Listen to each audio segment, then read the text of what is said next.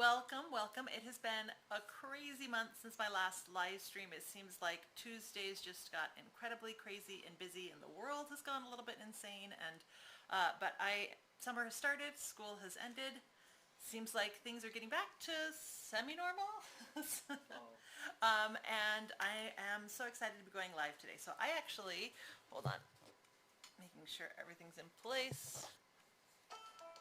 Remember that magical afternoon the whole family spent tweeting and texting? No! Nah, didn't think so. Somebody turned on the volume on my laptop. Sorry about that. Okay. I can skip the ad right now. No, it's not about skipping the ad. It's about the volume being turned off. Okay. You think you have everything all ready to go, and sometimes you're not. Anyway, so today I'm super excited. We're making a s'mores cake. I actually envisioned and came up with this cake before any of my other fault line cakes. This is the one I wanted to do, but it was last fall, and fall isn't really the best time for s'mores, so I have been holding on to it and waiting to do it now. So we're going to start by making the graham cracker cake layers. Now this recipe is almost exactly like my graham cracker cupcake recipe, with just a couple minor changes, and so if you're on YouTube, the recipe is just in the description box. If you're watching on Facebook, I linked to the current recipes that I have on my site, but I will be creating a post specifically for this cake tonight. Got to get pictures taken and stuff like that. So, graham cracker cake. And then for the fault line center, we're doing a big, tall marshmallow.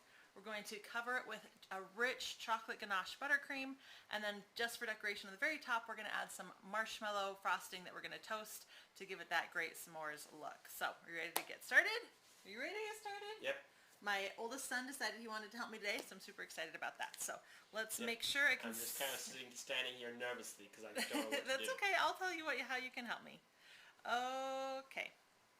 All right, it looks like comments are working on YouTube and Facebook, so yay, that's a good thing.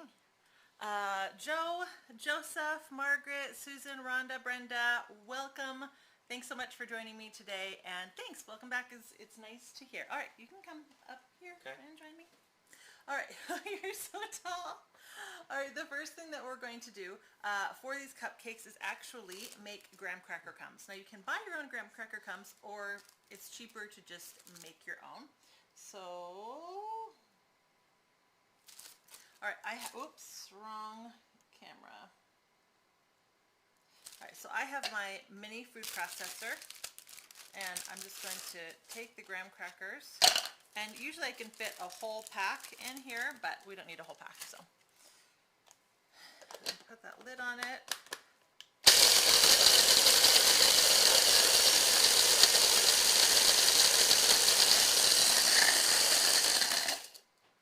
You can see it takes a while to get the cookies completely ground.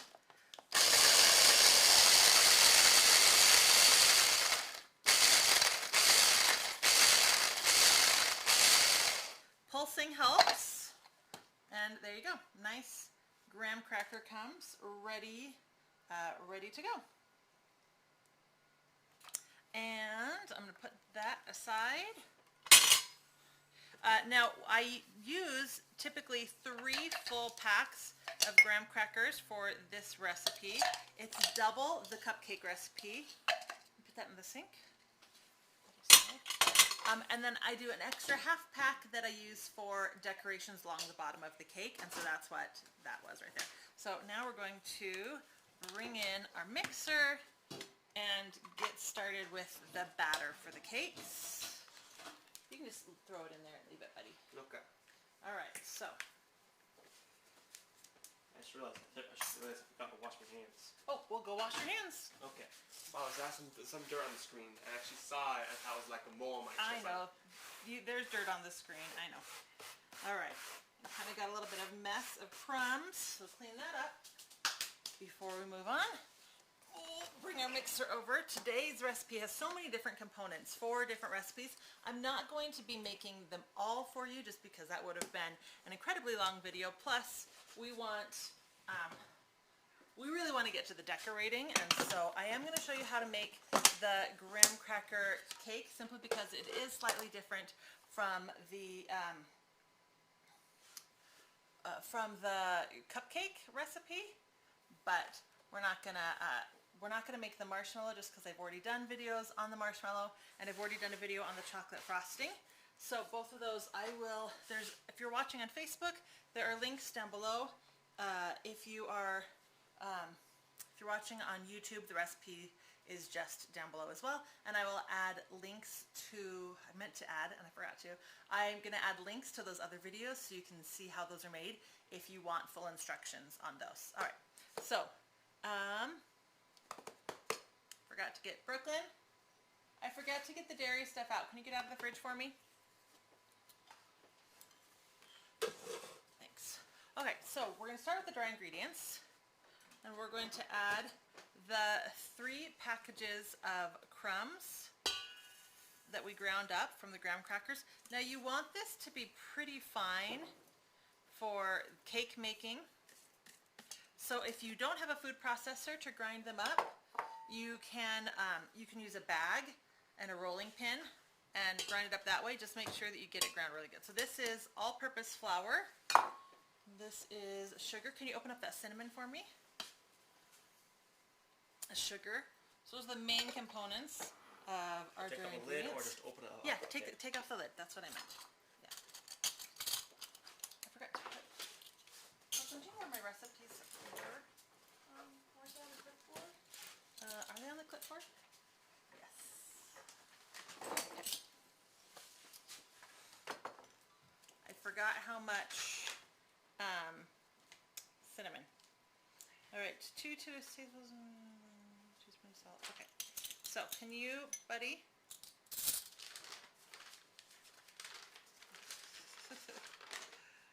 I have a print off right here, and I usually add the amounts of when I'm doing teaspoons or stuff that I haven't pre-measured, and I just forgot to do that today. So, okay, so we're going to add now some baking powder.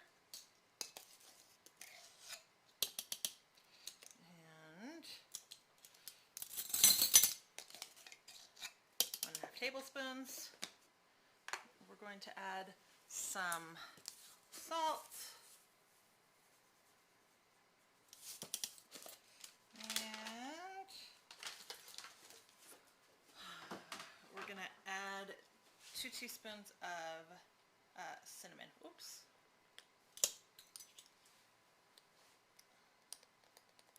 There we go. Okay, now, can you put the lid back on that? Now we obviously don't want this to explode in dry powder, so we're going to put the lid on. Oops, and before that we should probably plug in the mixer. Try that. There we go.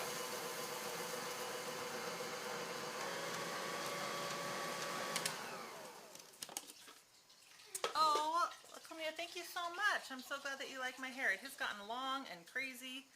Margaret, yes, the family is healthy and doing well. Thank you so much for asking. Jimmy, hello, welcome. Joe, what is new with me? Not much. Okay, so our dry ingredients are all mixed in. Oops, there's a little bit of collection of cinnamon over there. All right, so now we're going to add the butter. Now this is a different method than a lot of cakes. A lot of cakes start by creaming the butter and sugar together, and this one is different. Honestly, I have had this is my base vanilla cake that I add graham crackers to, and so I have had this vanilla cake recipe for so long, I don't even remember who I got it from. I have gotten recipes from so many people over the years, and then I've tweaked them and made them my own, and I don't even remember where the origin of this one is, so couldn't even tell you that. But added the butter to it.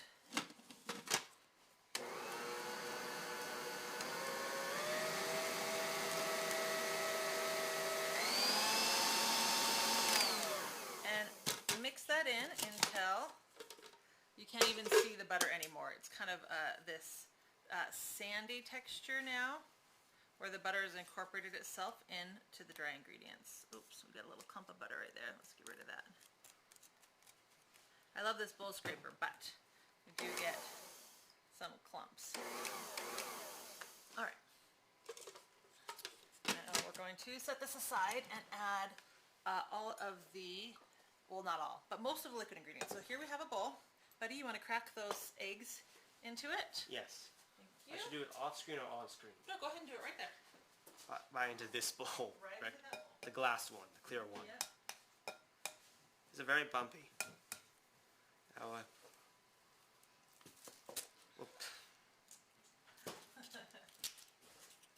So here's a tip for eggs. Instead of cracking it on the side of the glass, because that will like press egg down into the egg, use a flat surface for cracking your egg, and you'll get a really nice crack that you can then stick your fingers into and open, usually without getting a lot of eggshell, right?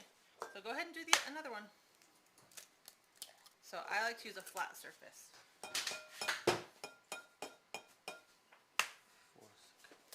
There you go, bud. Start right in there.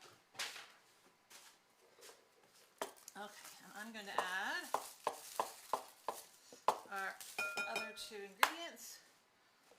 This one is Greek yogurt. You can also use sour cream. Either one works. You just want it to be nice and thick. So if you use yogurt, make sure it's plain, not vanilla. So the tart yogurt, and make sure it's really thick. So if you don't have Greek yogurt, you can actually take traditional yogurt and strain it. Like thank you, buddy. I'll put a couple layers of paper towels in like a pasta strainer over a bowl, and I'll leave it in the fridge, and the yogurt will separate, and the extra liquid will fall away, and you'll end up with some really thick yogurt. So I just buy Greek yogurt, but if you are making your own yogurt, like in the Instapot, which I sometimes do, I like to strain it to get it nice and thick before I use it for recipes. Okay, and then we have, this is mayo. And the reason, mayo is actually oil and eggs together. So it's, you could use more eggs and more oil in your recipe instead of using mayo. I know a lot of people think it sounds really weird, but the mayo brings it a little bit of creaminess that I, put that in the sink, that I really like in my recipe. Okay, so now we're gonna add some vanilla as well.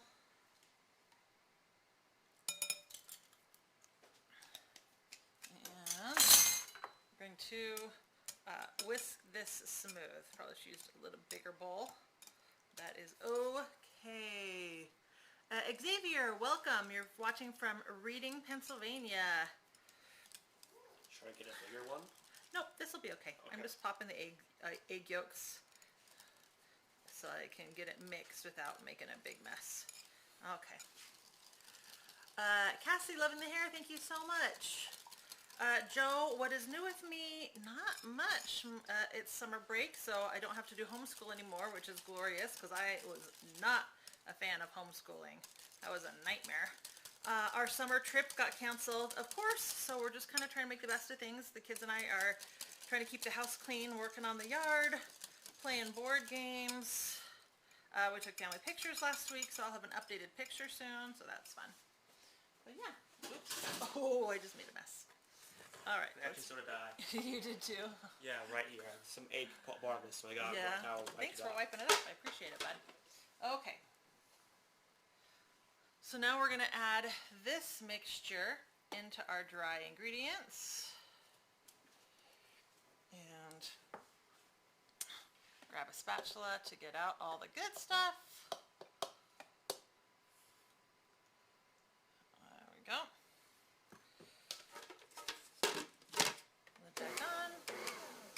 I pulse a couple times before I turn it on for good.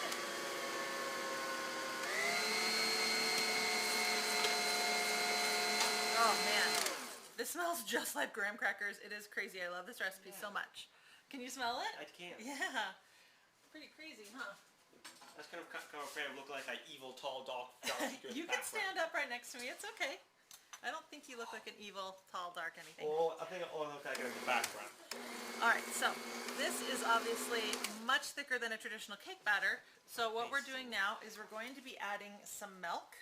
We're going to add it while the mixer is mixing on low.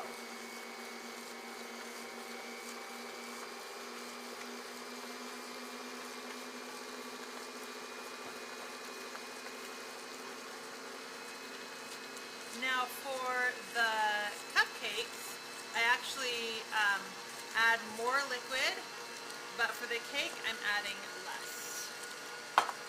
Because I found that for the cake, it was just a little bit too liquidy. Now, even with the bowl scrapers, you always kind of want to make sure that you go in here and make sure that we didn't have anything thick left on the bottom, because the whisks are made to not scrape the plastic, but to just be right above it, and the bowl scrapers obviously don't hit that bottom section. So give it a little bit of a scrape, another little mix, and this is ready to go. So I have already cooked some of this, so because we don't have time to cook them now. So I have some that are cooked. We're going to bring out in just a second. But I want to talk to you a little bit about pan prep. So I always bake my pans with nice sharp, nice square corners. A lot of cheap cake pans aren't really great at that. They're also made of thinner materials, so you can end up burning your cake really badly. I also like my cakes more narrow and tall. So I am using 7-inch cake pans for this. You can totally use 8-inch cake pans. If you look at my final cake, it'll be about like this. If you use 8-inch cake pans, it'll just be a little bit more like this. Not a big deal. I use 3.5 cups of the batter in each of the pans. One of the things that I do is I always use taller pans. All of my pans are 4 inches tall. Now, I could get away with 3-inch tall cakes, but every once in a while I like them really tall, so I just keep the 4-inch tall pans. It's easier. The batter is going to fill this up over a 2-inch tall pan. So if you only have 2-inch tall pans that are 7 inches, you will have to make more layers instead of just the 4 that I'm making. For an 8-inch pan, obviously it can be shorter because you have more width, more surface area that you'll be filling in. I have not used an 8-inch by 2-inch traditional size cake pan in so long. I'm not sure if this batter fits in it. You might need to make more than 4. Again, make sure that you're only filling a cake pan no more than 2/3 full, so it does have room to rise. I've had a couple people with my chocolate cake say that the batter was too much. So I do like my layers on the taller side of things.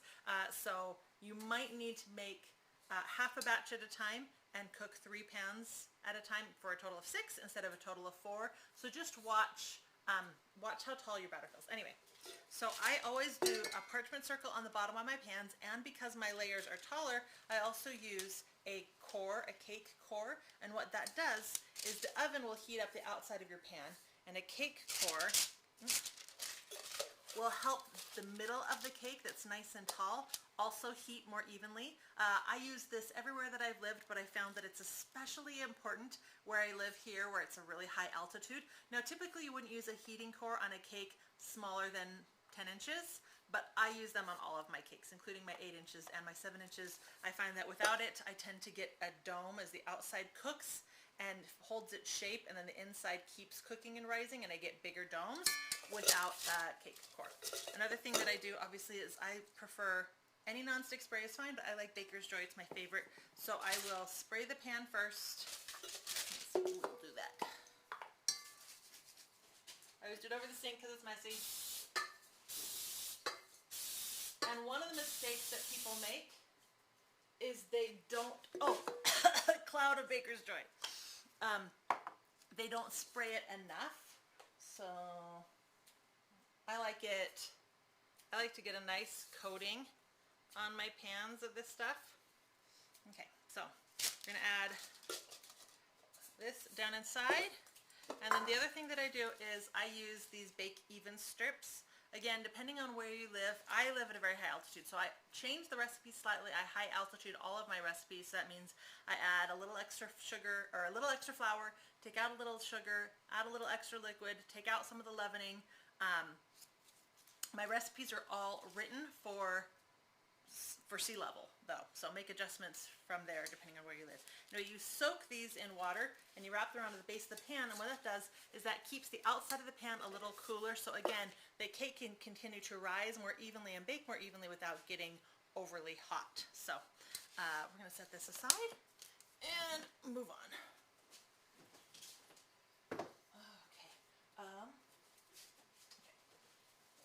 Alright, next thing that I want to talk about is the marshmallow that's going to go inside the cake. So I bake the cakes, I let them cool, then I make the marshmallow, and obviously I'm using a 7-inch pan so that my marshmallow filling will match all of the cakes.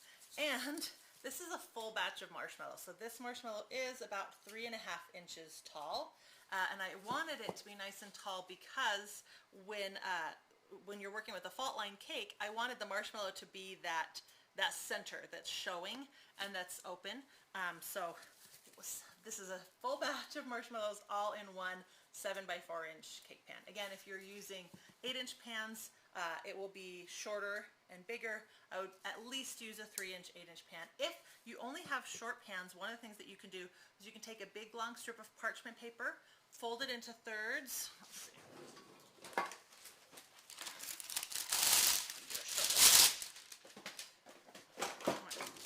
So take some parchment paper, fold it,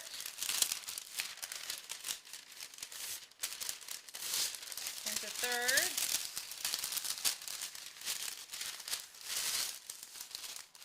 and then roll it into a circle. And then from there you can stick it inside a shorter pan and let it line the sides of the pan for you. And you can then, because the marshmallow is not so strong that it will be, the 3 layers of parchment circle will be strong enough to hold that marshmallow shape if you're trying to get a nice tall marshmallow but you don't have a nice tall pan. The other thing that you want to do is I put parchment paper on the bottom. I don't put it on the sides unless I'm looking for extra height. And after you add the parchment paper, you want to, again, spray the inside of your pan very liberally, bottom and top, over the parchment paper with some non-stick spray, because otherwise the marshmallow will stick to the parchment paper and become difficult later. The other thing that I do, as you can see here, oh, maybe you can't see. Move that out of the way. The other thing that I do is after I have finished cooking the marshmallow, I'll put some plastic wrap tight across the top, spray it with more non-stick spray, and then press that non-stick coated plastic wrap right onto the top. Typically with marshmallows, I do a sprinkling of cornstarch and powdered sugar so that it can set up without getting that crust, that marshmallow crust that they get. But I don't want this to have any dry sections, which is why I used the plastic wrap and the non-stick spray. Okay, so cakes are made, marshmallow is made, frosting is made, and it's time to put it all together. Hey buddy, can you put these out of the way? Yes. Thank you. Is it out of the way of the camera, or just like part of the Just sink? out of my way. Not in the sink, they're not dirty. Okay. So now we have our baked cake, and if you've watched any of my videos, when my cake is out of the oven, I wrap it in plastic while it's still warm and stick it in the freezer. And the reason that I do that is instead of letting the steam escape from the cakes and let all that natural moisture out, I want to trap that steam inside my cakes. So wrap it in plastic, stick it in the freezer, and that cools it down. You only need to leave it in the freezer until it's chilled all the way, unless you're carving a cake. If you're carving a cake, you do want it to be completely frozen when you start carving. So these are totally thawed and ready to level. So you can see the top is totally baked and this beautiful light color, but the bottom and the sides are a little dark. So we're going to get rid of some of that. So this is how I level a cake. I get a really nice turntable, really nice, sharp, strong serrated knife. This one doesn't have a lot of bend to it. That's why it's my favorite. I hold it up against the cake and I do my first turn. I just hold the knife and I let the turntable do the work for me. Once I get a complete circle, I check to make sure that it matched up with the line, that I didn't like hold it at a weird angle, and like, this is just a check. And once you're sure that you're holding it nice and straight, you can go deeper. And again, I'm not putting a ton of push into the knife. I'm really letting that turntable do this work for me.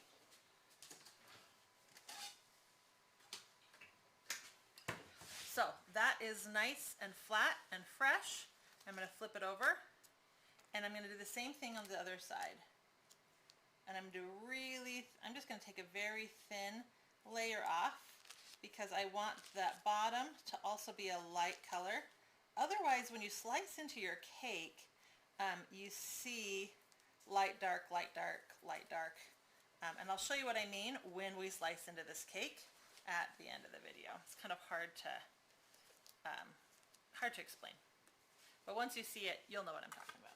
So again, this is, look how thin that is. And I leave this parchment circle on it to help give it strength because I'm cutting off such a small little bit, right?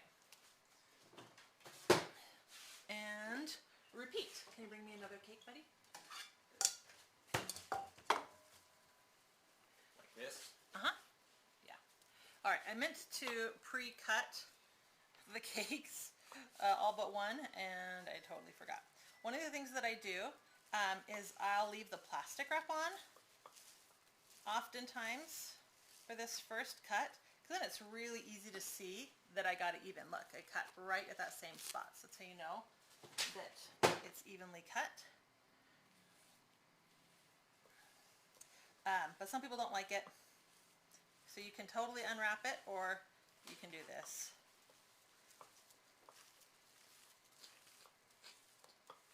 There we go. What do I do with the cake pieces? I'm cutting off such a small little bit, right? It's really not much. This top portion, well, May I eat some of it if you're eating it? of course you can. The top portion, I usually set aside on a plate, and the kids and I eat it because again, it's a really little amount. Oh, does it taste like graham cracker? Yeah, it does. Holy graham cracker. Love this cake. Oh, I want to get the batter. Oh, it's right there. What happened to what? That batter you made. It's right The batter? Yeah, it's right over there. We'll bake it later.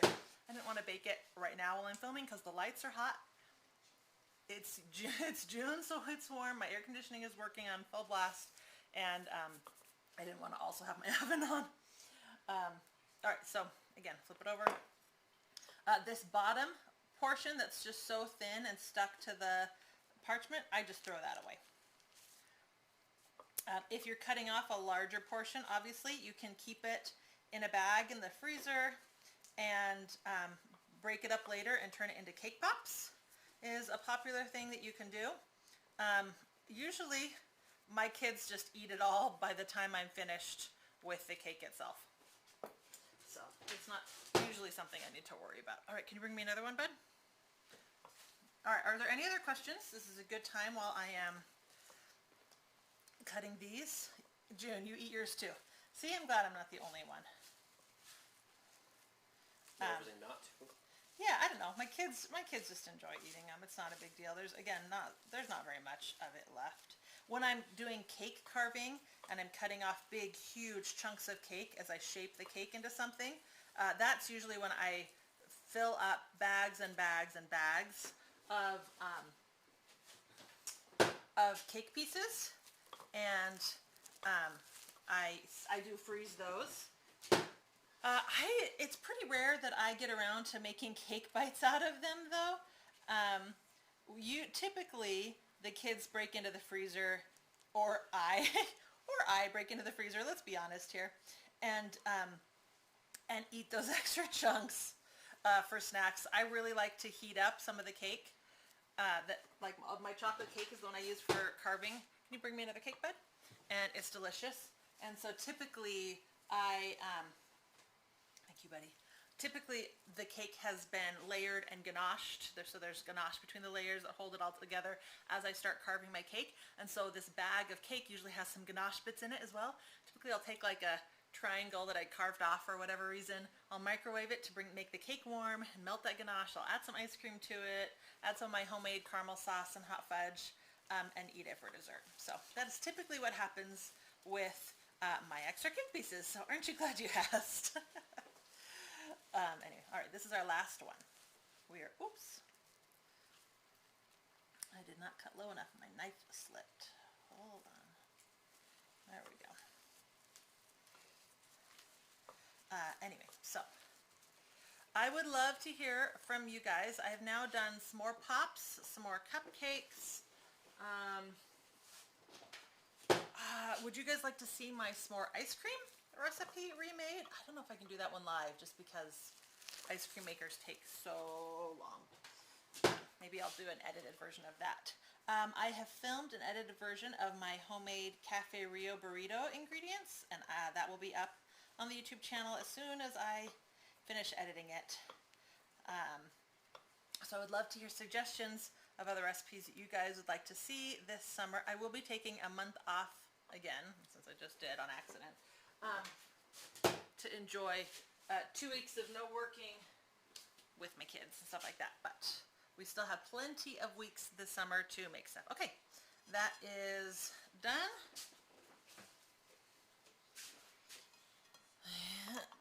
Oh, here we go. And let's bring out the frosting so I can start showing you that. So my chocolate ganache frosting, how I make it is I make ganache 2.5 to 1 ratio, so a thicker chocolate ganache, and oh, it slid. That's the worst thing in the world, when you accidentally like slide on your floor. Yeah, especially when holding a huge pot of boiling hot water. Especially, yeah, when you're holding a huge pot of boiling water. You learned that one the rough way, didn't you? Yes. I don't remember what I was saying. You remember what I was saying before I slipped? Oh, my frosting. I actually do forget what I was talking about. Actually, when I was talking to Paul, I forgot what I was talking about while I was talking to him. You did. Even though I was on the topic I was talking about. It's like, so, what do you think what's the talk about again? Okay. I was surprised that I hadn't got it all. Alright, so for my frosting, so I make some ganache and I let it cool completely. You don't want it warm when you add it to the frosting. And then I make some American buttercream and beat that nice, thick American buttercream. So butter, powdered sugar, and a lot of powdered sugar to make it really thick. Then I mix the two together, and at that point the two together is a little bit soft still, so I refrigerate it. And I'll refrigerate it, and after 15 minutes beat it, refrigerate it longer, 15 minutes beat it, refrigerate it longer, 15 minutes beat it, until that chocolate and that butter have become more solid again and have turned into a much thicker frosting. So that is what this is. It has been in the fridge a little longer than normal. By the way, I forgot a question. Yes, what's your question? On the computer and the phone up there, it's delayed versus what's on the screen. It is. Yeah, are they seeing the delayed version, or is it delayed for us to know how it looks to them? Everybody is seeing the delayed version. It delays as it goes from our house into the interwebs, and then from the interwebs into YouTube, and then from YouTube into their houses, if that makes sense. So everybody sees a delay. It's hard to be instantaneous. So when someone's watching a live stream and you say something good, and it seems to take a while for the person to notice, Exactly. The person can actually notice immediately, but it appears to be a delay, like, because it takes a while for you to see their reaction. Yep, it takes a while. All right, so this was in the fridge a little longer than I usually leave it, but yeah, because we'll actually know the chocolate. it's a little thick. There we go.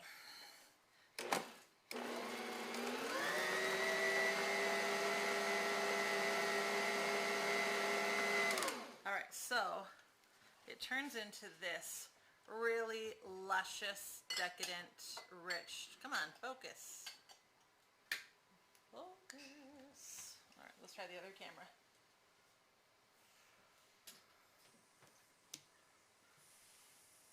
There we go. So it turns into this really rich, luscious frosting. Now I use the whisks to beat it really, really thick, but then that tends to get a lot of air bubbles into the frosting. So one of the things that you can do is you can swap out your whisks for the cookie paddles and beat it some more, and that will get rid of a lot of the air bubbles. Rather than get cookie paddles dirty though, what I tend to do is take the whisks out, and I just use my spatula to go through the frosting to get out the air bubbles myself. It only takes a little bit of time. I'm using the spatula anyway, so why not? Alright, so clean these whisks. There you go.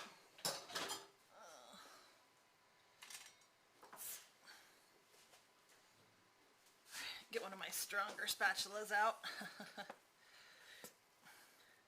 So scrape the sides and just scrape through that frosting, helping get out excess air bubbles. It doesn't take very long at all to do that. I don't know if you can hear that, but I just heard when the air bubbles pop. So, alright, because we want this to be nice and rich and luscious. Alright, so how's that look? A little less air bubbly. Okay.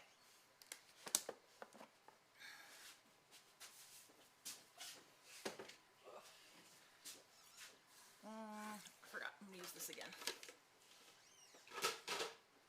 Move this out of the way one more time. Okay. And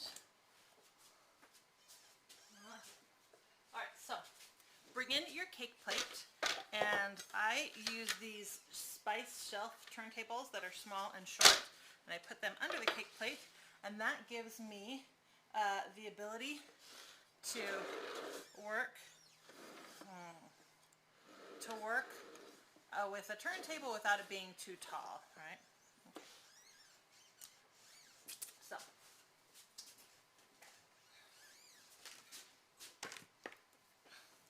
add a little bit of frosting to the center. We're going to add our first layer of cake.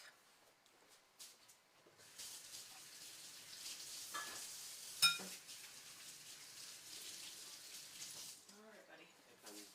It's kind of looking at It's kind of boring. no, as in doing things, and not asking me anything right now. Oh, I know. Sorry, cakes are kind of hard for me to share the ability to do it. All right, so add a plop of the frosting,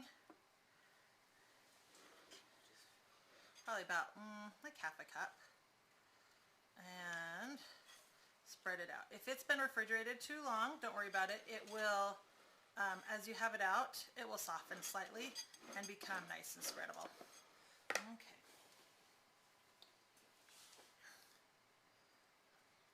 Actually, as I get going more, I have a lot of stuff for you to do.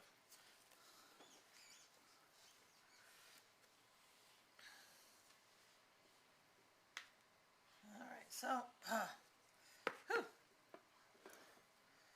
and again, add, and I like my frosting to be probably like a, just over 1/4 of an inch thick in between the layers. Remember, the weight is also going to push down a little bit on this.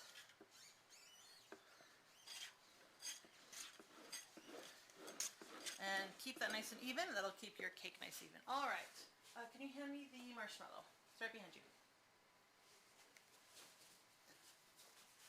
Okay. So, now we have the marshmallow. I'm going to kind of pull away from the sides a little bit. Hold it upside down and give the pan a shake. Ooh, here it comes. I can feel it. Ooh, hoo, hoo, hoo. Pop. Take that parchment paper circle off the bottom. And we have our big, fat marshmallow with a nice little jiggle to it. Jiggle, jiggle. Yeah, it's actually jello-like. All right, we're going to put that right on top of the cake. Can you put that in the sink? Okay. Jiggle, jiggle, jiggle. Jiggle, jiggle. Oh, it's so good. All right, so turn your cake around. Again, another reason I like the turntable is that I can make sure that the cakes are centered above themselves. I can make sure that the marshmallow is centered. Try really, you do not want to get chocolate on the outside of the marshmallow, right? Okay, so that is nice and even. All right. And the first time I made this, I added the other 2 layers, and then I did the outside frosting. But I found that the frosting was getting a little squished with all the layers, so I want to give this some time to chill.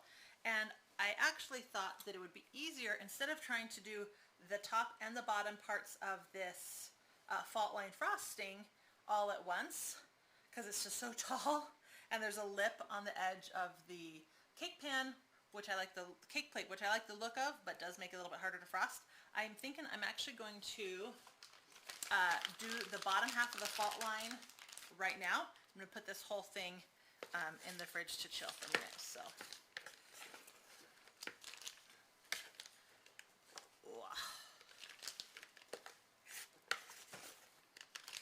fill up a piping bag with probably about a cup and a half of frosting. And I'm using a large round tip.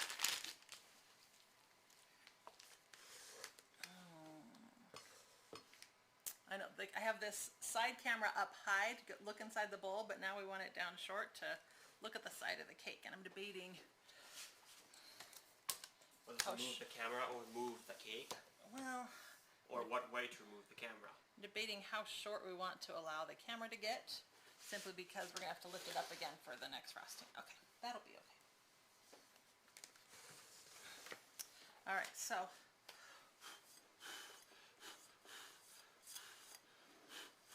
try to keep it crumb-free when possible. So I'm going to take my piping bag with my large round tip, and I'm going to add frosting to the outside of the cake. And I'm not worried about making it super even currently. I'm just trying to get it nice and thick, because you'll notice the marshmallow actually sticks out past the cake a little bit, and that's because the marshmallow fills the entire pan while the cake tends to shrink away as it bakes, right? I'm sure you guys have noticed that in cake decorating. All right, fill up the frosting bag again. So the cakes are just a little bit narrower than the marshmallow. Now you could try to cut the marshmallow down, but I find that that just makes more of a mess, and I like the look of the smooth marshmallow better. Now if you have, like this is a 7-inch cake, if you have 6.5-inch pan to do the marshmallow in, that would be perfection. But the 6-inch pan is just a little bit too small, so I stuck with the 7-inch pan.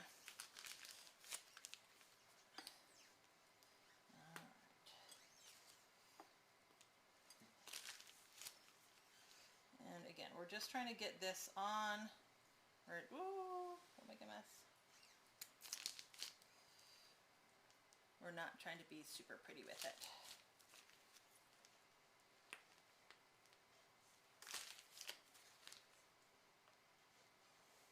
Now, one of the things with the fault line cakes is that the frosting comes up and over that center, whatever detail or decoration you're doing. So I'm just going to kind of come back through here and add a little bit of detail. Okay.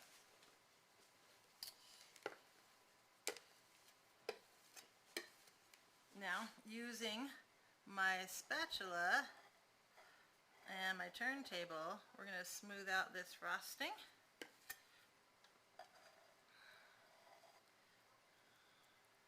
And as we do that, it is going to add its own kind of roughness around the marshmallow that becomes that bottom part of our fault line, without too much effort.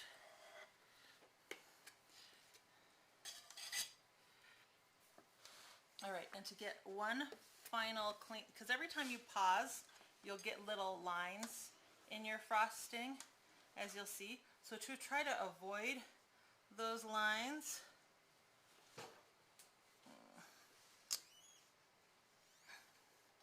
you want to wrap your arm and your spatula around as far as you can get them, and try to keep a nice, even, clean. There we go. So then I only have that one end. Everything else is nice and smooth. Okay, buddy. Oh, Before I refrigerate, I'm going to clean the bottom of this. I forgot, almost.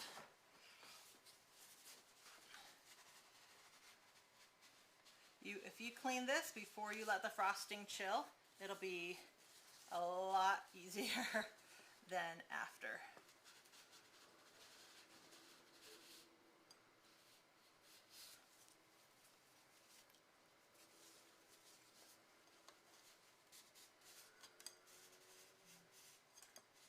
And it's the little details, like just making sure your cake plate gets cleaned, that make a really nice difference to your final product. Now you can wet the paper towel if you want, if it's really bad.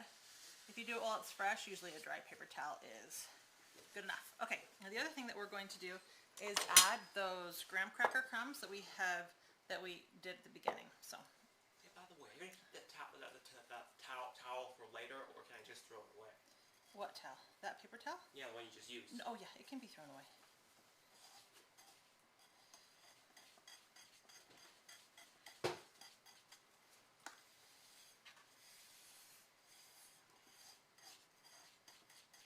And I'm kind of pressing the graham crackers into that fresh frosting.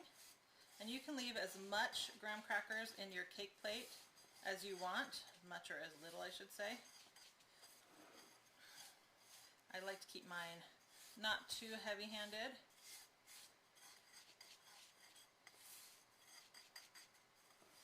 But that does kind of help cover up any of that last little bit of chocolate that might have been on your cake plate, so it's not a huge deal.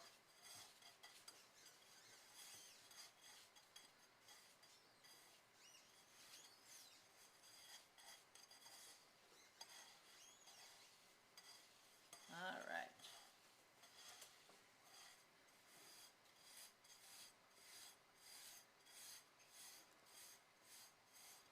I'm kind of trying to get those graham crackers spread around that bottom of the cake a little evenly now. Okay, that's good. All right, buddy, can you stick this in the freezer for me? There should be a space right inside that door. Ooh, look, I did get a little chocolate on the marshmallow. I'm going to show you how I take care of that real fast. I was in the freezer right here. Yep, that one right there. I take a damp paper towel and never swipe it twice with the same thing. Always be folding it. There we go. So look around, see if there's any other spots. Okay. That piece of spot right there. There's a spot right where? There. Oh, I see it. And there too. Yep. When it gets down inside the frosting like that, they tend to leave it. Oh no! I just touched it with something that clearly had chocolate on it. Okay, alright, so go ahead and take that away for me, bud.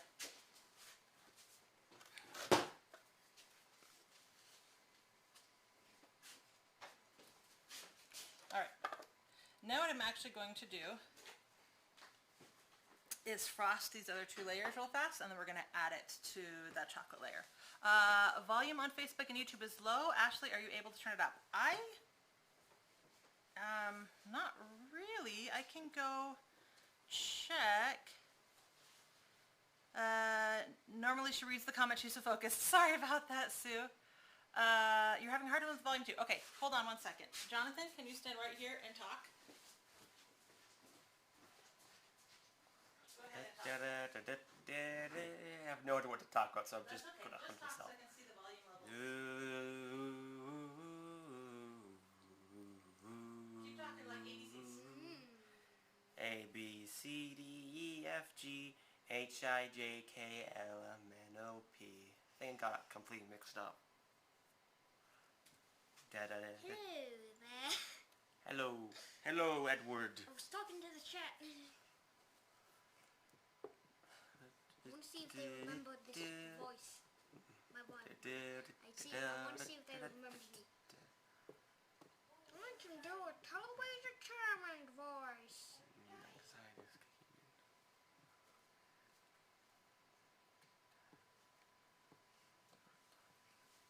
I don't want to talk about, and I don't know what everyone else doesn't want me to talk about. Just keep talking, just so I can see the volume levels.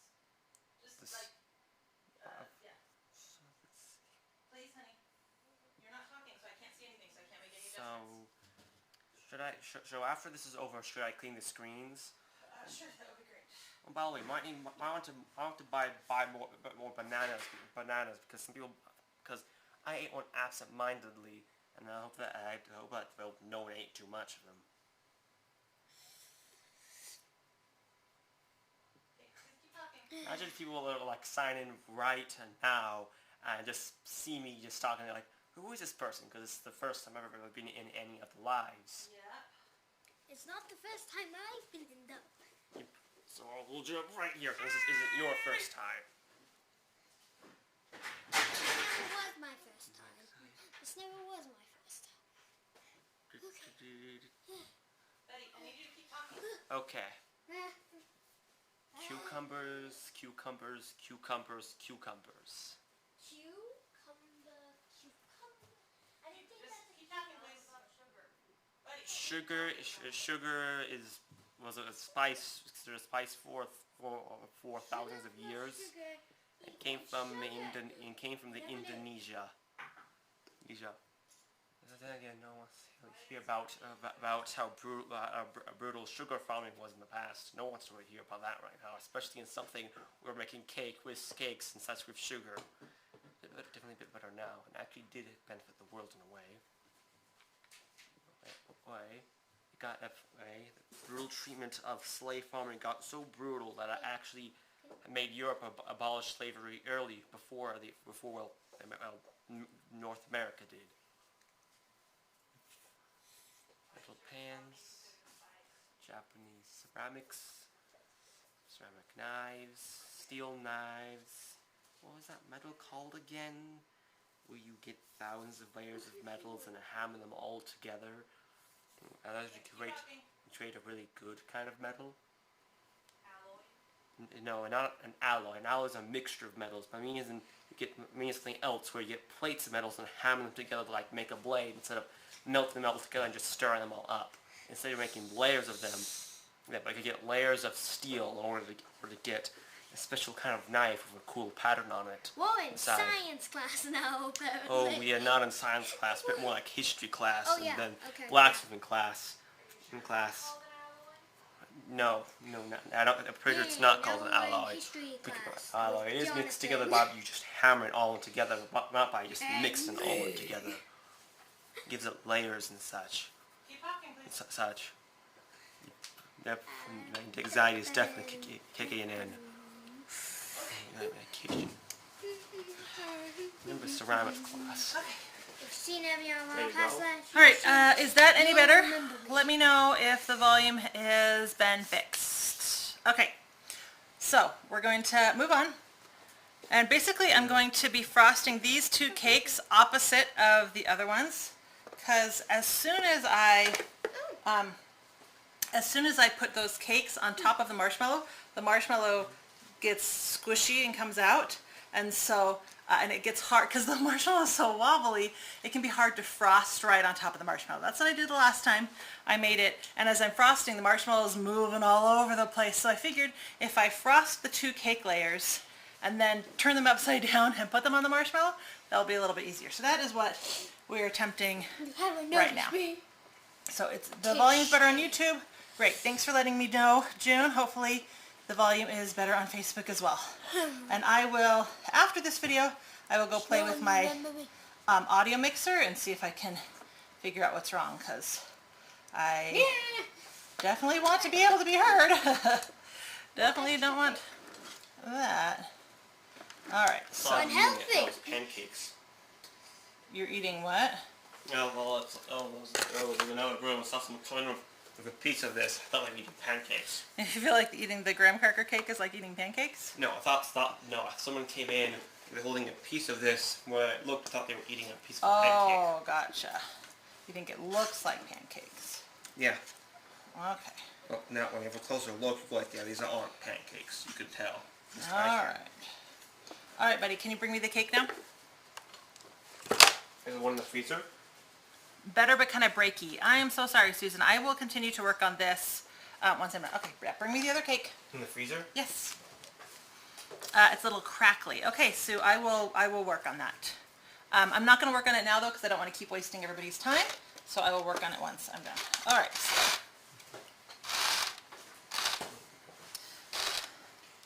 So what I'm going to do now is take the cakes that we just frosted and flip them upside down on top of the marshmallow. See how that marshmallow got all squishy? Mom, do you know why I'm here? Why are you here? To help you. To help me. You're here to help. I'm so lucky. Mom's little helper is back. Mom's little helper is back. You are definitely my little helper. Yeah. All right. Right? Yeah. Now, one thing with making from soft, not quite like a little helper, more like a silent helper, but then again, Okay. was talking a lot. Yeah. All right. I'm not silent helper. I talk a lot. Silent. And I So change my voice you can a lot see what I'm sometimes. talking about, right? With how jiggly that this is, and why I would want that made it a little bit easier to at least partially frost it off of the marshmallow. Okay, so now we're going to frost the top, which is going to be fun because it is so wobbly. Have any of you seen Gravity Falls? All right, let's see if I can get my top Then you'll know camera who to work now. determined is. Jiggle, jiggle. Yeah, it looks exactly like me, straight down to my actual calluses that the doctors can't explain. Okay, buddy. So I'm a little bit too excessive with the totally determined voice. Yes, you are hilarious, and I love hearing you, but not everybody knows what Gravity Falls is. All right. For shame.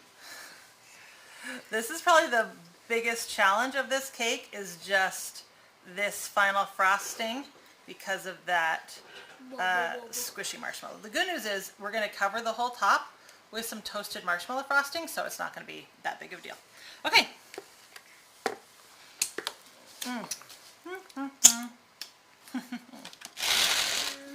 Now, just like before, I'm going to fill my frosting bag with some of the frosting. And we're going to do the same thing that we did on the lower half, but on the top. So, fill our piping bag.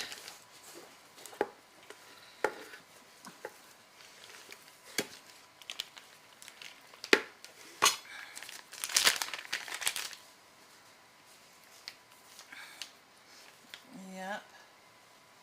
Yay.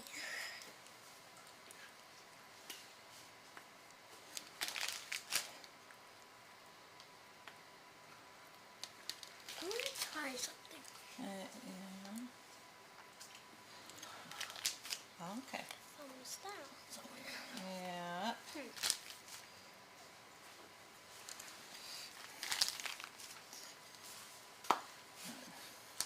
Okay. I'm almost to the last little bit of my frosting.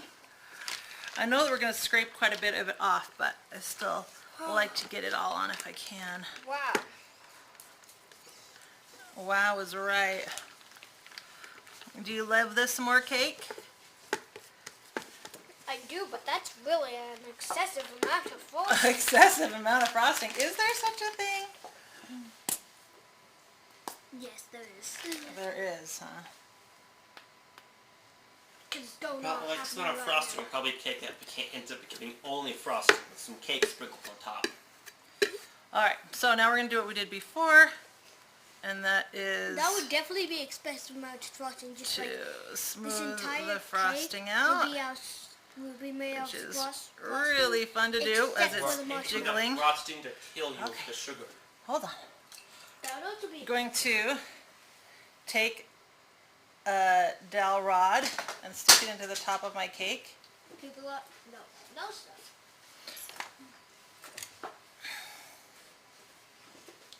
Straight down the center, and that will help me That will hopefully help me Wait a second. frost this a little bit better. Hey, buddy, This is the thing that Yeah. Scarlett keeps in can spring. you, while I turn this, can you hold this straight? Does that make Yes. sense? Yeah, so Yay. just kind of, there you go. It's going to want to move as I frost. So.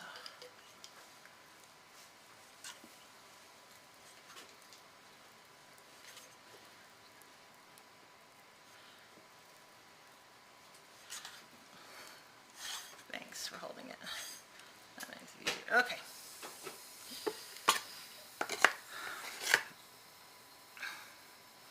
I've actually scraped it a little too thin over here, so I'm just going to add a little bit there. Also a bit over here too. Okay. I know, I got to go all the way around.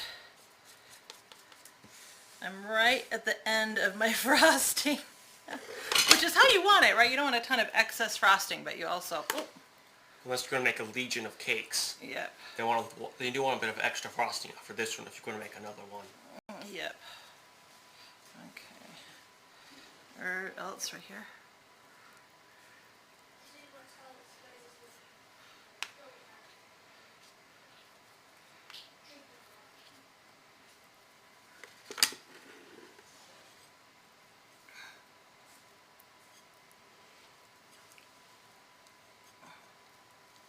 All right.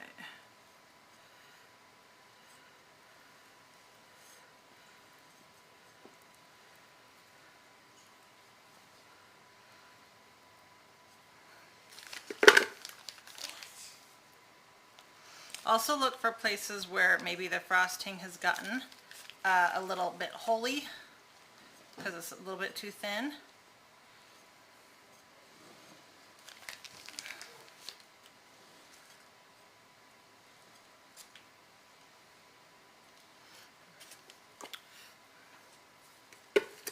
Okay.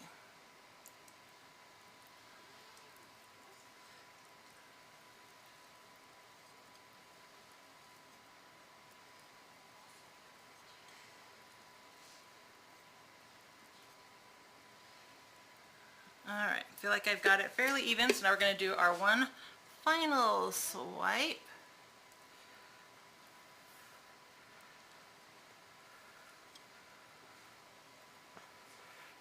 There we go. Whew, okay. Can you go ahead and put that back in the freezer? Thanks. As a texture technique out, put it in there.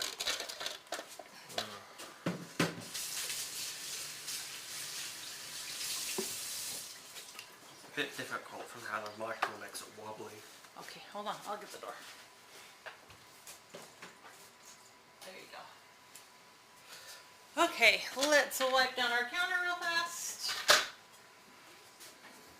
Got lots of chocolate and graham crackers.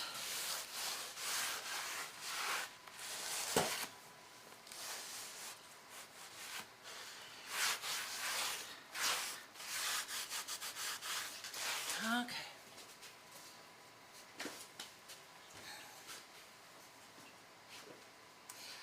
All right, now for our final component is the marshmallow frosting that we're going to make really fast because you want to make it fresh, so I couldn't pre-make this one.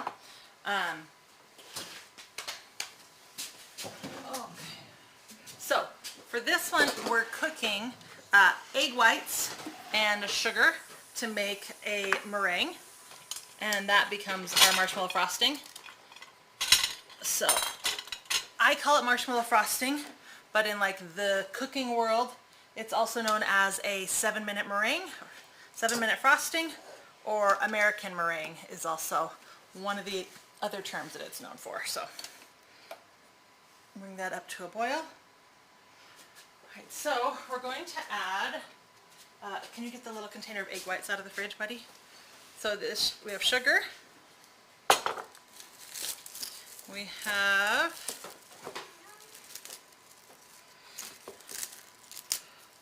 corn syrup, and what the corn syrup does is it helps give it extra strength.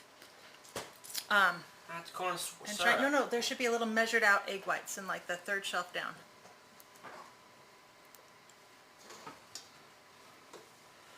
It gives it strength and shine, and it keeps it, the sugar from getting all granular, so you give a nice smooth final. Yellow? But the Okay. egg whites aren't yellow like that. Yes, egg whites are yellow. Huh. There you go. Now you can you can use normal egg whites, or you can use pasteurized egg whites that you buy at the store. Either one will work.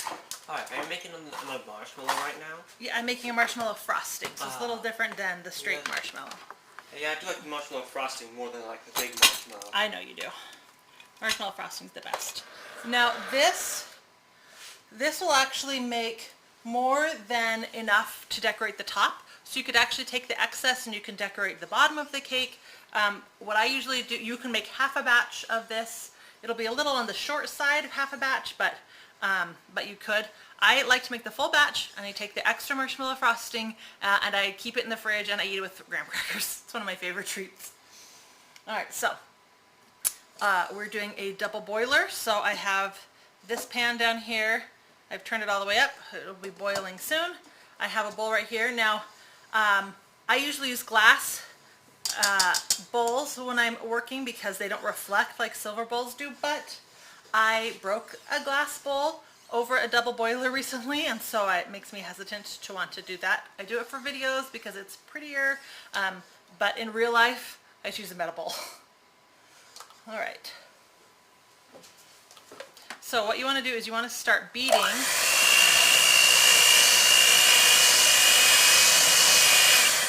You want to start beating this mixture, and the heat from the steam underneath is going to heat it and cook the sugar, and it's going to then help stabilize the egg whites, and we're going to end up with nice stiff peaks, which is what you're looking for.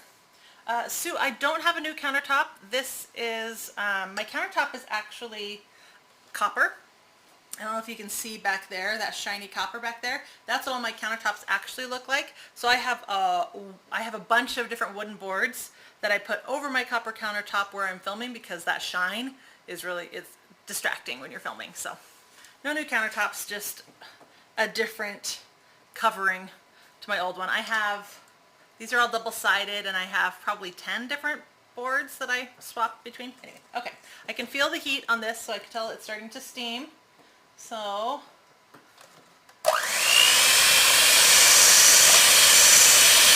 Alexa, put timer for 4 minutes.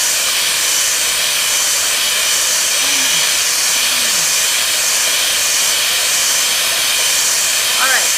Now the reason this is called 7-minute meringue is it takes about 7 minutes of beating. So we're going to do about 4 minutes over the double broiler. And then we're going to take it off the heat for the final 3 minutes. Thank you, Susan. I like the copper too.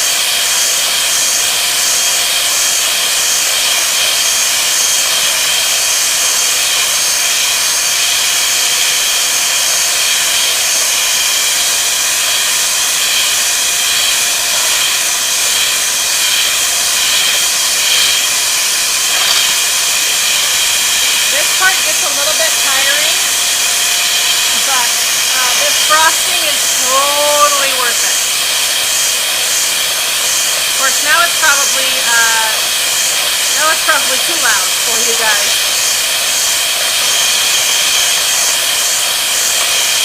You can see it's already getting a lot whiter, and it's starting to grow as the beaters are beating air into the egg white.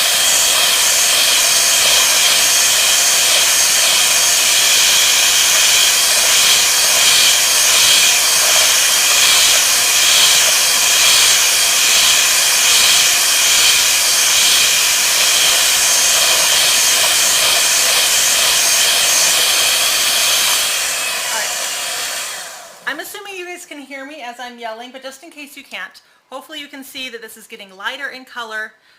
It's also getting bigger as we're beating air into the egg whites. Now egg whites naturally hold air, which is great, but they will eventually deflate. But the heated sugar becomes what holds the air inside the egg whites, and that's what keeps that's what helps meringues hold their shape.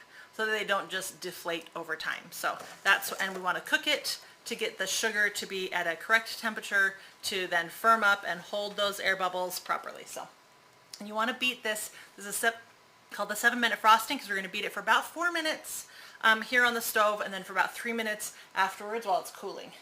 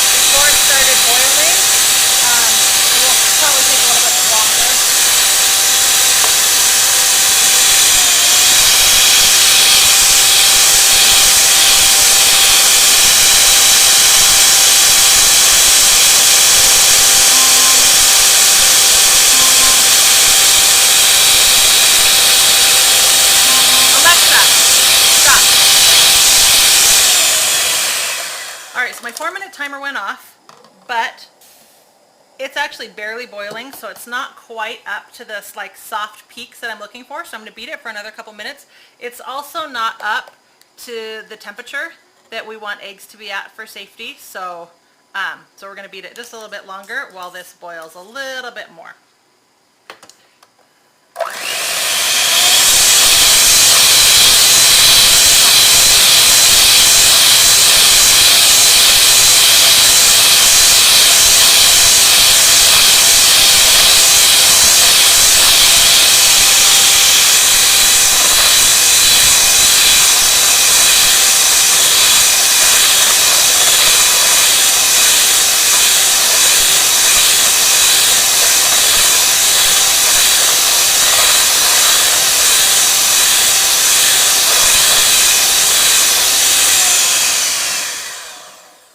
Now the reason that you don't want to stop beating is because it is eggs and it could cook against the bottom of that hot bowl and turn into more like scrambled eggs, scrambled egg whites.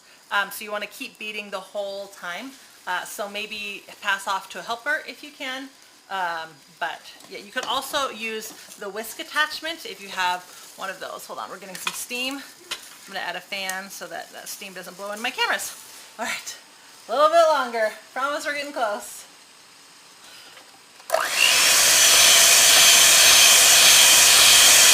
Alexa, set timer for 2 minutes.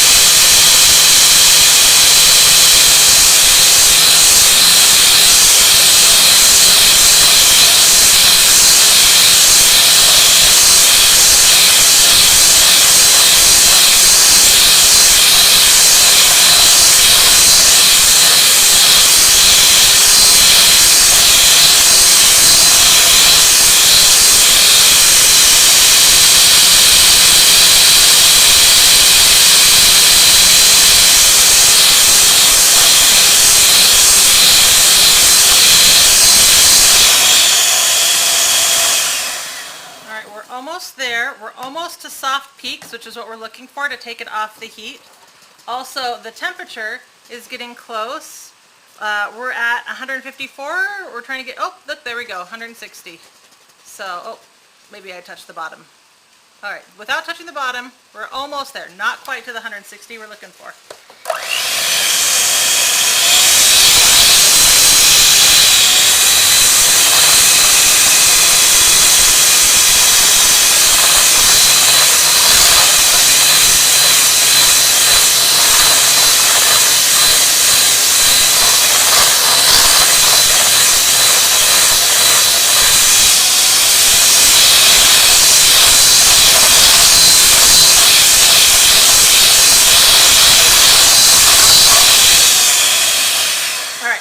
Call that good.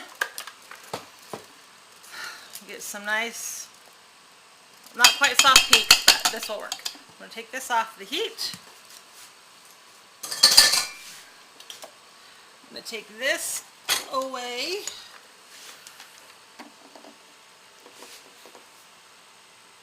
Oops, wrong thing. I unplugged the wrong thing. I don't want to burn myself with that water. Yeah, unplug that. Got it? Yes. Okay. Sure, use both hands to try and choose one. Yep. Okay. So now, you can continue to beat right in this bowl, but because this bowl is warm, it will actually take longer than if you move it to another bowl. Or you can put this bowl inside of another bowl with ice in it and create an ice bath. So an ice bath is a great way to go, but I find that I like this extension of my Bosch mixer. It's a little fast whisk and it actually beats things up really fast. And so I'm just going to add this warm mixture to that.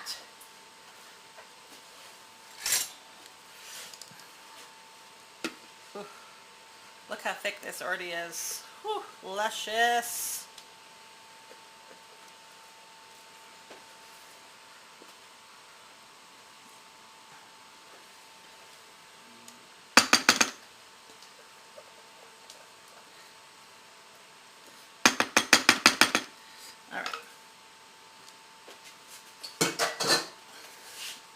Oops, I made a big mess. What can I say? I am messy. Oh, that's not plugged in.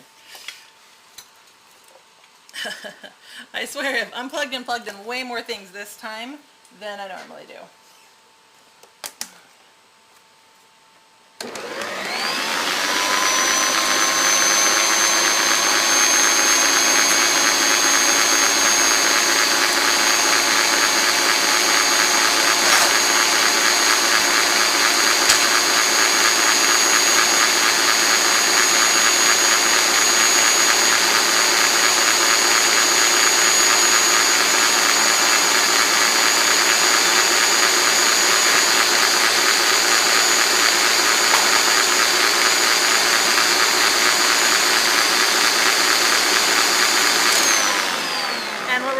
Now, of course, is stiff peaks, and yeah, so this should take about 3 minutes once you put it in a cool bowl.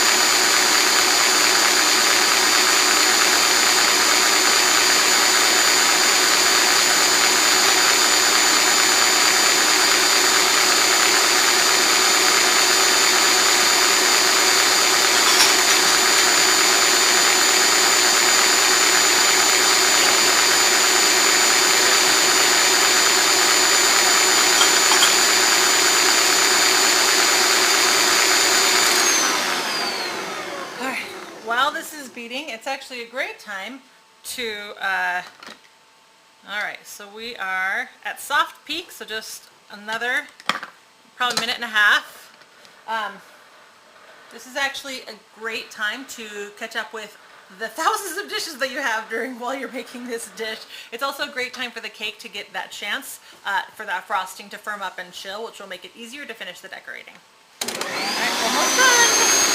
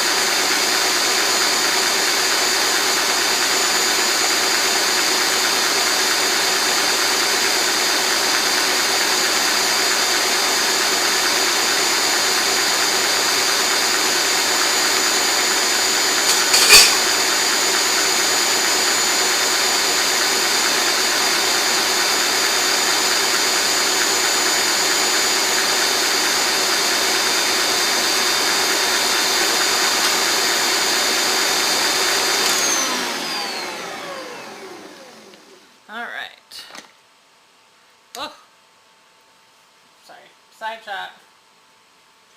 Oh, that's not a side shot. Alright, wet hands. Alright, so we are good to go. Hey buddy, Yeah? can you bring me out the cake? Yes. The best parts of this? What's going on? What? What's going on? Nothing. I don't know what we're talking about. I'm not doing anything.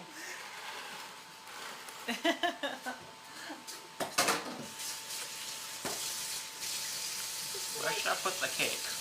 Okay. Oh, I missed. It's right here, Yeah, but I know. I'm moving the mixer. Oh my word. Now, when you're not trying to film it, you can actually use all your counter space a little bit better. Okay. There we go. Oh. Hi guys. So as you can see, the Okay. cake tends to bow out at that marshmallow portion. That's the dancing cake. Hi I know. guys. Trying to get this centered. Okay, buddy, can you excuse me for just a second? And the cake, I think the marshmallow's actually pushing out to the two cakes and being on top of each other. It's pushing it out. Sort of bulge in it. And this is the look at it. Looks a bit like a barrel. Okay.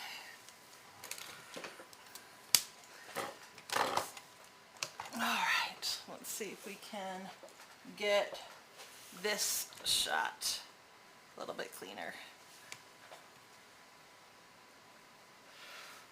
Okay, so first thing I'm going to do is clean off those little bits of chocolate that I got on the cake. Good. Hey Mom, Uh-huh. I'm about to do a magic trick. Well, in the viewer's point of view, it will be a magic. You want to do a magic trick? Can you Yeah. wait till I'm done? Because I'm getting real close. No, the magic trick has to do Okay. with the video. Alright, there we go. I'm about to do Trying to pick what my magic. favorite shot Well, is. in the viewer's point of view, it will be magic, but not going to be this one. Man, it's really bowing out over there, isn't it? Yeah, it is. And part of it's also the camera angle. Yeah, camera angle does make it look like it's bowing out even more than it Yeah. really is. It does. It definitely does look like a barrel. That can be the question. Okay. Why do barrels look like the way they do? I don't know. Alright, so I'm going to take this out of the top. There's one a little bit deeper, but that is okay. Alright. Buddy, you want to help me with this part? Are you talking to me or Yeah, I'm talking to you. Okay, what do you need me to do? All right. So this is when we can have some fun. Here you go. There's your spoon. Here's my spoon. We're gonna just flop this. Oh, I forgot to add the vanilla. No. Hold on. Whoop. Whoop. That's an important part of marshmallow flavoring. Hey, while you're adding the vanilla, can you do my magic trick for the viewers? Sure. Yeah, might be able to scoop this up a bit better if It's you okay. got a spatula. I know. See, All right. later while I was messing with the crumb, Edward wants to do a magic trick for you while I beat this a little bit more after I clean the beater because I licked it. There it is. You gotta be really loud, bud. There is that cam that does this, that makes this magic trick work. Now I noticed the Wait, now let me just quickly check if this is the cam. I didn't notice. Yeah, but how did you not notice it? I don't know, bud. No, It's one because you're just cam. busy focused Oh, on, wait, no, on the camera. They don't have time to it is. focus on every single Cam detail of the 7? tasting because there's so No, many things cam going on 6? at once. Yeah. It's cam 8. It must be cam 8.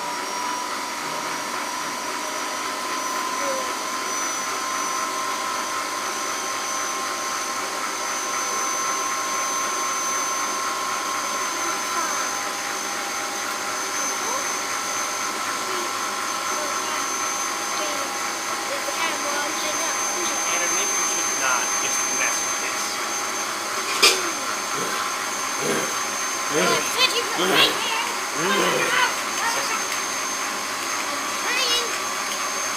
See what's coming. I remember it.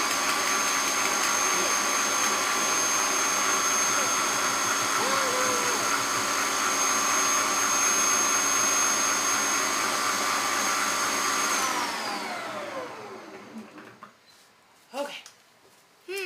I can't really. I don't know which cam it is on. It's on the front camera. Okay, buddy, here you go. No, there's this like cam that makes the entire what the preview see pause. I know, those stopped working. Okay, so let's go back Dang it! and Come on. here's where you can Really have was some hoping fun. that was Add as the much cam with of this. Buddy, are you gonna help? moved or something. Oh yeah, that. Marshmallow frosting as Oh dear, it fell in. you want.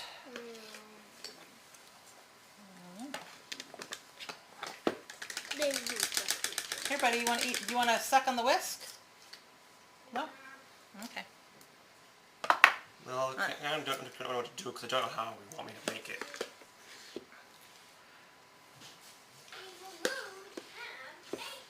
All right. So I don't want it to go over the edge, but I kind of wanted to get close to the edge like that. I probably would have beat it a couple more minutes if, you know, we weren't dealing with live video and already having heard the beating noises for so long. Beating noises for 20 minutes straight. I One of the know. new MSLR videos on YouTube. Yep. I don't really watch those. It's just my trying to do that concept. All right. So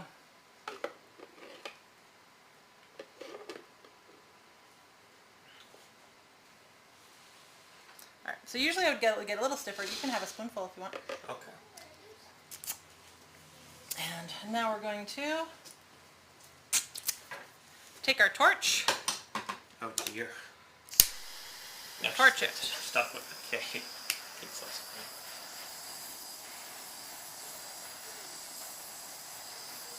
Oh, does that smell like s'mores or what? I can't smell it. You can't smell it. You can't Maybe smell that because- torching marshmallow? It's because I'm right over here. Yes, it does over here. Yeah. Yeah, but it's just standing out of the fumes. You were standing away from the smell. Yep, I'm just standing over here instead of over there. The fumes are going towards the window. Yep. So I like to make sure that there's like some ridges and some texture to the marshmallow because that will show up better as you toast it than just a pile of goo, if that makes sense.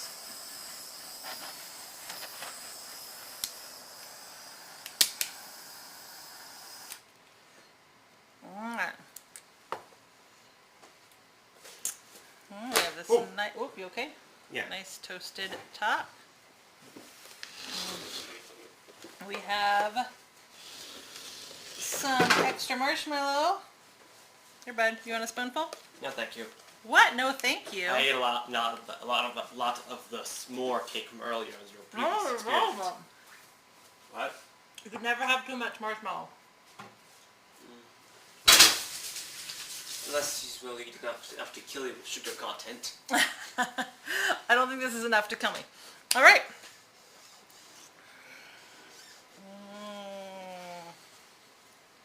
A s'more cake barrel. And there we go. S'more fault line cake.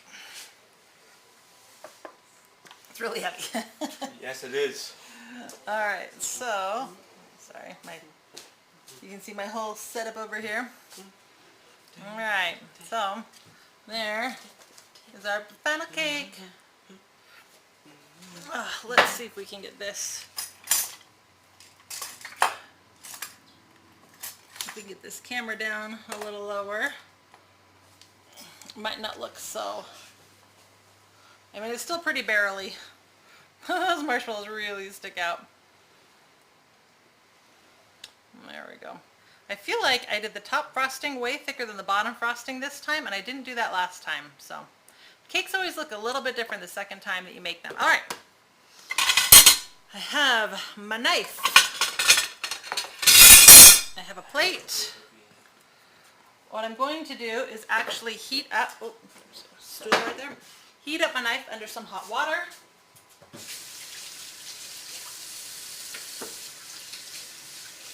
Hot knife through butter. Hot knife through marshmallow. Well, if you've chilled your cake, your frosting will be more firm. And if you heat your knife, you'll be able to cut through it a lot easier. So that is what I'm doing. You don't want your knife to be wet though, so dry it off.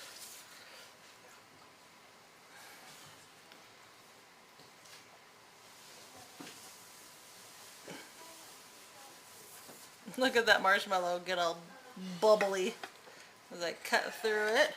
And now my knife is dirty, so I'm going to run it through hot water again.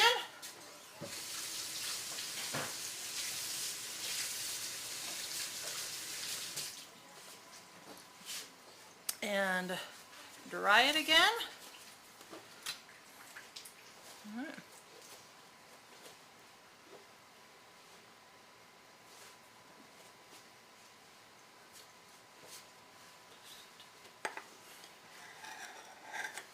All right, buddy, this is where I'm going to need some more help too, okay? Got it.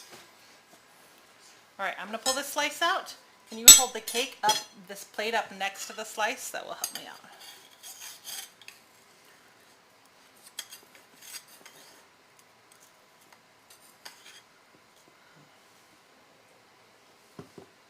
Ooh, come on.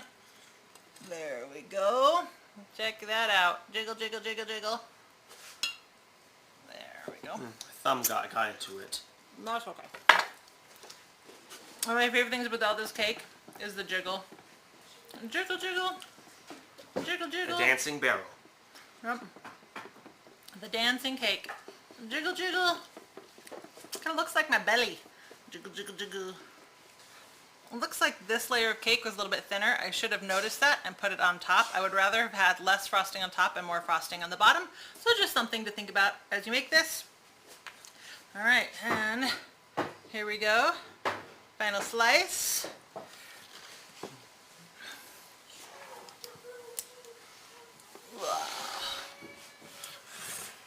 There we go. We got that pretty slice. We got the cake in the background.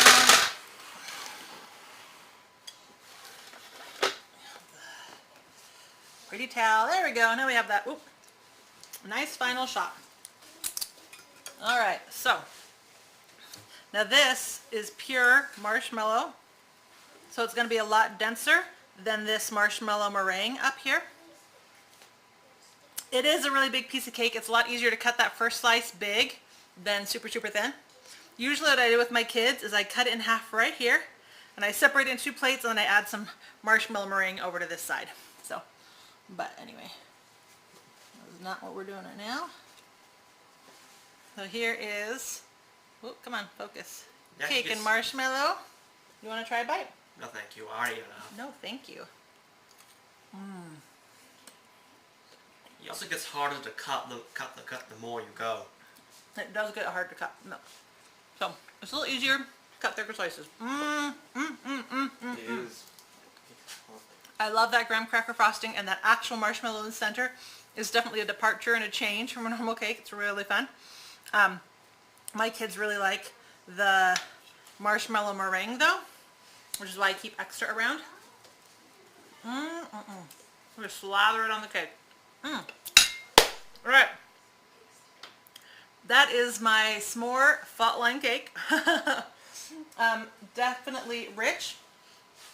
I think I would add, I'm going to change the recipe up and add add a little bit more to make the frosting a little bit more, so I don't feel like I have to go, I mean, it's not thin. You can see, oops, where'd that go?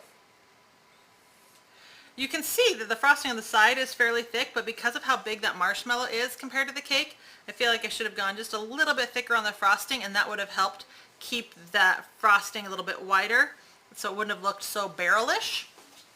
But then you have a lot of frosting, and not everybody loves a lot of frosting. So it's kind of a, you know, tit for tat, which direction that you want to go there. I made a different chocolate frosting the first time I made this cake, and I did a chocolate Swiss meringue, and I just didn't love that buttery flavor with everything else going on here, so I went with the ganache American buttercream. I felt like it encompassed s'mores a little bit better. So anyway, I have hair in my mouth. I don't want to grab my mouth. Anyway, I'm going to stay on and answer questions, catch up on all the comments that I missed from before. But I will see you next Tuesday with another live video. Not quite sure what yet, haven't really thought about it, so if you have any requests, let me know. Some of the ones that I have thought of was maybe butterbeer ice cream, or another cake, something else that's summery that you guys really want to learn about. Anyway, let me know in the comments if you have any requests. All right, I'm going to play catch up. I'm going to just start at the latest and work my way back to the older comments, so I don't have to. Anyway, so Sue, thank you so much. This was really fun. You are so welcome. I'm so glad that you liked it. Awesome, thank you. Well done. Now that's a piece of cake.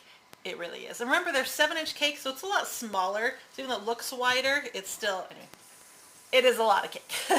Not gonna lie. It is a lot of cake. It's a thing of beauty. Thank you, David. Sue, Jiggly Wiggly. Yes, it's my favorite part. Will it come out in one piece? Yes. One thing that you can do to help, if you need to, is you can take like a thin dowel rod and put it into your slice to help you get it out, because that meringue frosting is kind of hard to put your finger in, and then you can pull it back out when you serve it. Just not saying that I was trying to take a standing picture of a slice, and it just would not stand. So we put like 3 rods, sorry, they're not dowel rods, they're, you know, shish kebab rods. Anyway, I'd like 3 in there, and it still just wouldn't stand no matter how wide we cut the cake. So I had to deal with plate cake. That's fine. Hello, boys. Starting to look like a spirograph for bakers. It really is. Love that mixer. I love my Bosch too. This would be the part you would most enjoy. Letting the mixer do the work for 3 minutes while you have a break in snacks. Yes, 100% for sure. Yeah, sorry, Catalina, for how loud it is. I'm working on my audio. Apparently we're having some issues. Okay.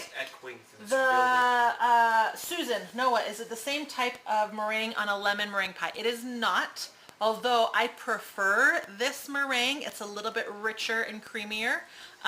Now, obviously, you can see how, let's see. You can see that it is still, let's bring this over. Woo! You know, it's still pretty soft right now. I could have whipped it a little bit longer.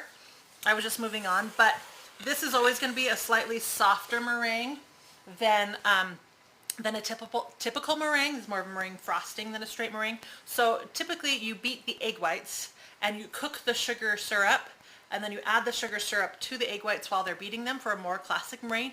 It also has less sugar in a classic meringue, so it's not as sweet. It's more airy. It's really more about that egg white, where this is more sugary, more sweeter, more richer, more decadent. Now I do use this meringue on top of my my lemon meringue pie cheesecake, because I feel like it really goes well with the richness and decadence of a cheesecake. But for a classic lemon meringue pie, it is the other type of meringue that you would use. So, good question. You're way past ruling.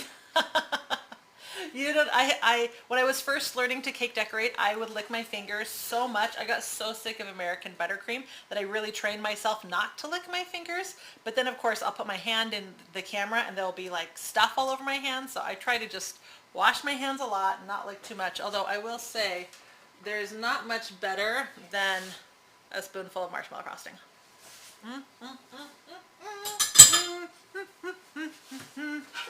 There's a reason I have not gotten thinner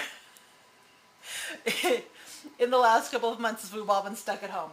It's because my kids have just picked all their favorite decadent foods, and we've just really enjoyed really good food. Well, I've gotten stronger due to all the yard work. Yes. Marshmallow looks like a snowman's belly. It really does, how it kind of sticks out of the cake like that. Extra icing. Eat it with a spoon for sure, Sue. The frosting, yes, the frosting was a little bit on the cold side. Sue, that's a really great comment. I had left it in the fridge a little bit longer than I meant to, just because of how long the video took. I didn't want to leave the frosting out the whole time and then have it not be quite stiff enough. So, yes. Once it's frosted and on the cake, you can leave this cake out. It's not a problem. Remember, I recommend either freezing cake components or leaving them on the counter. I don't recommend the refrigerator other than a couple minutes to chill here and there, simply because refrigerators will dry out your food more. So I'm going to put plastic inside this slice and I'm going to leave it on the counter, and then right before slicing, like if the kids want more, it will definitely be easier to slice with the frosting chilled. So I'll put it in either the freezer for like 5-10 minutes, or I'll put it in the fridge for like 20 minutes. If I know we're going to be eating this for dessert, to get nice clean slices, especially with that marshmallow being kind of difficult. The marshmallow is not going to freeze. It's going to stay jiggly wiggly. It will get a little bit firmer, but not really. But the cake will freeze, so you don't want to leave the cake in a freezer for too long, just because then that will be hard to cut. You just want it long enough for the frosting to firm up a little bit to make it slightly easier as you're trying to handle all the components and the knife and stuff like that. Licking finger when it's for the family, totally do that too, yes. Try to keep my hands clean. I don't know if you guys are watching, but for sure. That's the biggest marshmallow you've ever seen. I know, right now we just need the biggest pot of hot chocolate to put that big marshmallow in, right? Like, I want to say a triple batch of my hot chocolate and that big marshmallow, just give me a big pot of that on a cold day. Not only did it rain here yesterday, which is fine, it's summer, it hailed, and up in the mountains it snowed. It is crazy. Weather's just crazy in June. It does get a lot of snow. There is snow in the mountains, just not a lot. Yeah. A lot when it rains. All right, so then we had all the problems with the audio. Thank you guys for letting me know. I'm sorry about that. I will get it fixed before next Tuesday. Okay, I am all caught up on YouTube comments. Thank you for all the great questions, Sue, Samantha, Brooke Baker, Teresa, Susan. You guys you really answered a ton of great, asked a ton of great questions, and I really appreciate it. And I'm sorry that I kind of missed them as I was focused. I'm out of practice. Rhonda, butterbeer ice cream would be a winner for you. Skewers, Margaret, thank you. I knew somebody would know it. Thanks for going back and answering all the questions. You're welcome, Sue. Sorry that I missed them. Skewers, Sue got that too. Thank you. Wow, where's the recipe? Carmen, you're watching on YouTube, so just open up the description box and the recipe is right there. It will be on my blog by tomorrow with a print button, so you can easily print it with all the directions looking all nice and stuff, so you don't have to copy and paste, but for now, it's right there in the description box. Okay. Let's catch up on Facebook comments just to see. Clearly I am out of practice with the whole watching and reading and talking at the same time. You've missed my videos. Hope the family's well. Thank you, Margaret. I really appreciate that. I've had a couple people email me asking me what was going on. Really, nothing big. Just end of school, beginning of summer, everything in the world kind of, anyway, we're good. Can't wait to try this cake. Don't forget, if you make anything that you've seen on my blog or on my YouTube channel and you take a picture of it and share it on social media somewhere, Facebook, Twitter, Instagram, go ahead and tag me and I will share it in my Instagram stories. Kathy, hello from San Antonio. Joe, is there a new time for the show? Nope, it's Tuesdays, 6:30 Eastern, 3:30 Pacific. I just have missed the last couple of weeks. All right. You have my strawberry ice cream churning right now? Oh, okay, that is my daughter's favorite. And I want, how many batches have we made? Here? We've made like three batches here, and then we made a triple batch at my sister's house over Memorial Day weekend. Oh, you have great taste, June. But you like all my stuff, so of course you do. No, June, I love that ice cream. That is definitely one of my favorites. You also really like my chocolate ganache ice cream too. Oh, that one's so good. Yeah, my kids made me strawberry ice cream for Mother's Day. Made it again for Memorial Day. We made it again for my daughter's birthday. It's definitely a favorite around here. For sure. Jen! All right, volume. Thanks you guys for letting me know about that. Fixed. It's fine. Okay. Who needs the gym? June? I do not know. I guess people who like being skinny. I'd rather eat good food. Effie, I'm sorry, I don't speak what you're saying, but thank you for participating and for watching. Rhonda, gorgeous, thank you so much. Just way too much. I don't know that I've ever, has there ever been anything where I'm like, okay, that was too much? I don't know that I have. Cut a slice or two for you. Margaret, come on over. One slice is for 4 people. Yes, they are really big slices. We tend to just get forks out and everybody just goes at it. Okay, I think I am caught up on everything. Sue, you enjoyed the cake and you hope the boys clean up all the dishes. They would be happy to. My kids are actually really great at being helpful, especially Shorty right there in the corner, the super tall one. My kids are fantastic, but I will say I probably wash dishes 5 times faster than they do, so. Yeah, well, they just sew the dishes. And they'll put the dishes away for me, though. Yeah, but you're always willing to help, aren't you? Yeah, I do say. He put up all the Christmas lights for me, so can't complain. You missed it, you're going to go back and rewatch it. Ashlee Ray, enjoy. Thanks for the participants, for chatting. Remember to thumbs up. Oh, thank you, Sue. I appreciate that so much. So again, I will see you guys next Tuesday. I will come up with a couple ideas that I can also pitch to you next week for the following week and get back on a regular schedule. It's just so easy to get off schedule and it's a little bit more difficult to be back on schedule. But good news is I hit 100,000 subscribers between my last video and this video. So thank you so much for being a part of my journey the last 5 years. I really do enjoy this, and I'm committed to getting more regular lives out again, back to normal schedule, as well as some more edited content up on Saturdays. So thank you guys again for participating and watching. I love what I do, so appreciate you guys being a part of this. Excellent. They go slow, so you'll take over. Thank you. All right, I will see you guys next week. Thanks again for watching. Have a great week. How tall are you now? Come stand right next to me. All right?